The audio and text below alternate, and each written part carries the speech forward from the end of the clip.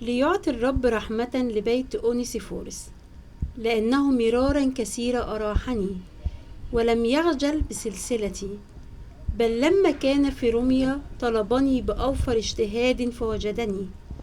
ليعطيه الرب أن يجد رحمة من الرب في ذلك اليوم.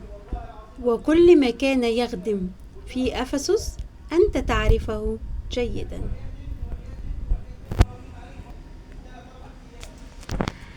مين هو أونيسيفورس؟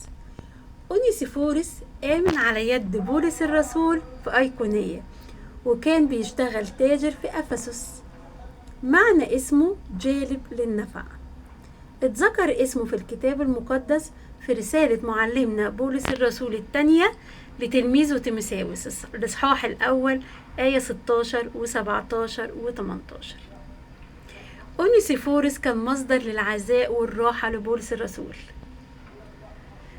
كان مثال للصديق الوفي في الوقت اللي كل الناس بعدت عن بولس، هو كان واقف في ظهره وبيسنده وبيدعمه. عمره ما خجل في يوم من سلسلة أو قيود بولس، بالعكس كان واقف جنبه بيضمد له جراحاته. فضل يدور على بولس الرسول في سجلات السجن بتاع روما عشان يعرف مكانه فين ويروح له، وتعرض لتعب والاضطهادات ومشقات كتيرة جدا عشان يقدر يوصل لمكان بولس الرسول. لو لقيت أونيسيفورس في حياتك اتمسك بيه، واوعى ابدا تفرط فيه او تسيبه.